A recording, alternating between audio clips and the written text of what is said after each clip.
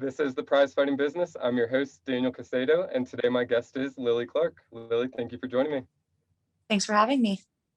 Absolutely. So you are fresh off of your most recent fight at Peak Fighting 11, where you competed in MMA, and the decision didn't quite go your way. But what were your takeaways from that fight, and how are you feeling here about 10 days out? I feel great. I was kind of bummed that the decision didn't go my way, but I definitely I learned a lot going into it, and I took a lot. I took a lot out of it as far as what I need to be doing in my training and what I need to be doing when I'm especially when I'm sparring, and just learning the difference between training and actually fighting. Yeah, absolutely. I mean, there's a different speed to it and a much different intensity. Yeah. I can imagine. So, who is it that you primarily train with, and your primary training partners? My main training partner is Montana De La Rosa. Cool. And she has a fight coming up this weekend. Yes, she does. Yeah, she's flying out tomorrow for it. Very nice. So you're training with Team Elevation then? Yes. Cool. And that's in Denver, Colorado. So who has been your primary coach leading into these fights? My primary coach has been Elliot Marshall. Cool. And then Brandon Thatch came out and cornered me for my last fight. Very cool. So a guy with not only a dynamic style but UFC experience. So two awesome coaches and a great guy to have in your corner as well. Definitely. So, you also spent time at Factory X in your career, and you're young in your career. You're an amateur fighter, a couple of fights in. So, what is it that you look for when you are picking a gym or when you are picking your team? Is it location or is it something else that you're looking for? Initially, it was location. I knew when I started out, I started at Factory X, and I knew a couple of people there, and they asked me to come there and try it out, and I did. But I didn't have any experience in other gyms to know what I was looking for and what I needed in a team and what I needed from my coaches. And it definitely took a while to figure that out.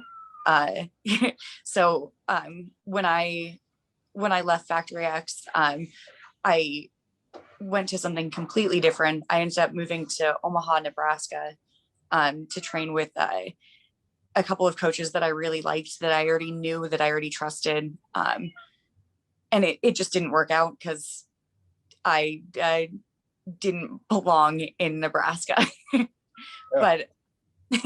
But coming back to Denver, I knew that I wanted to train at Elevation because I knew that they had a really strong female team. And I was kind of skeptical because, you hear things about gyms. And then I showed up and it was like walking into a family. Very cool. Yeah, I mean, a lot of the highest level fighters that are female in Colorado, I mean, male and female, but specifically female, as you mentioned, definitely trained out of Team Elevation. And it sounds like you said you're working with one of the top girls right now. I mean, in the UFC, Montana De La Rosa. So, what is it like training with them day in, day out? I mean, does that give you another level of confidence? Does it beat up your ego and your confidence? What is that like? It definitely does both. A lot of learning. But I'm reminded frequently that I can't be upset about when I lose in the gym because I'm still an amateur fighter and I'm going with the highest level females. But it does give me a really great level of confidence going into fights because no one that I'm going to be fighting is as good as these girls. And I know that I can keep up with them. So I know that if I can keep up with these girls, I can keep up with anyone. Yeah, I bet. So, what does a normal week of training look like for you? Um, it's a lot. I do strength and conditioning Monday, Wednesday, Friday. I drill with Elliot Monday, Tuesday, and Friday. I spar Tuesdays and Fridays. I do jujitsu. I do 2 different jujitsu classes on Tuesdays and Thursdays, and then I do striking with Brandon on Mondays and Tuesdays. Wow, very nice. That is a lot, and clearly, you are very committed even early in your career. So, I mean, what was it about mixed martial arts and fighting that attracted you? I mean, what made you first decide, hey, this is for me. This is what I want to do. I mean, I kind of just fell into it and then realized that I was kind of good at it, and I felt really confident. And I just wasn't a very confident person growing up. Sure. Um, and it really just taught me how to love my body and love what I can do with it. Yeah. Yeah, and it's a journey, right? A longer journey, and you are on the younger end of your journey. So falling into it and being able to find something that seems so good for you, good for your soul, good for you, your mental state and your body. I mean, it has to be encouraging to continue the journey, and I think that's what a lot of people like about martial arts. What would you say overall your goals are for the sport, or even on a smaller level, as a martial artist? I think long-term goals, I just want to keep pursuing it and training as long as I can, um, even past the point of fighting. But I definitely plan on fighting as a professional in the highest level. Awesome. So, I mean, you painted a picture of your approach to training, and it sounds, like a professional approach as anything. So, what is it next? What do you see as the next step for you in your career? I'd like to get a few more amateur fights in, just to get the experience. I took about 2 years between fights, um, and it really gave me time to learn and be confident and figure out what kind of fighter I want to be.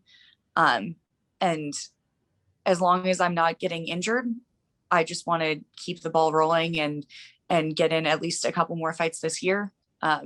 If not, three maybe, and then um, see what my coaches think and see when they think I'm ready to go pro. Awesome. And how does it work when you are where you are in your career? I mean, how do you find the fights? What are you looking for when you're looking for a fight? Um, right now, I do have a manager. He has been finding me fights. Like even the day after my last fight, he was like, you just let me know when you're ready, and I have people. Nice. And I already did. I already found an opponent. I'm just waiting on confirmation right now for July. Um, I get information from him, and then I send it over to Elliot, and I'm like, hey, what do you think of this? And he tells me if he wants it or not, and then we just go from there. Awesome. So you built a team around you, it sounds like. Not only, I mean, your training partners, but your coach and your manager, they communicate with each other, or at least communicate through you, and together you come to a decision that you feel is best for you and your career. Yeah, and I think that's a really healthy way to have it, instead of just um, having one person say, hey, you're fighting then, instead of like, hey, do you want to fight on this date? Like, we're going to try to get you an opponent. My first fight, I took on 3 weeks notice, up a weight class, and I didn't even know about it until the promoter contacted me. And I was like, oh, was someone going to tell me that I'm fighting in 3 weeks? Wow. So yeah, it's nice to have all of that, the actual communication, and have the people behind me that are just ready to help me in my career. Yeah, yeah, absolutely. So what would you say out of striking, grappling, any classes you take your one-on-one time, what is your favorite aspect of training? What do you look forward to the most? I've always looked forward to striking more. I think it's just because I'm really long, so it's more fun for me because I can learn how to keep people at a distance, and um, it's more of a puzzle to me. I mean, I know that jujitsu is like everyone compares jujitsu to a game of chess, and I think that's fun, but I think striking is just it's a different puzzle for me, and I like it. Yeah, absolutely. Striking certainly a game of chess as well, a different puzzle, as you said. So, and a great stress reliever. Oh, Um, definitely. awesome. So how can people follow you and your career and see the notice when you announce your upcoming fight? The best way to follow me is through my Instagram. It's Fire Lily M. Fire Lily M. Cool. Awesome. So give her a follow. follow her career, check out the new fight, hopefully getting announced here soon for July. And Lily, thank you very much for joining me. I appreciate it. Thank you so much.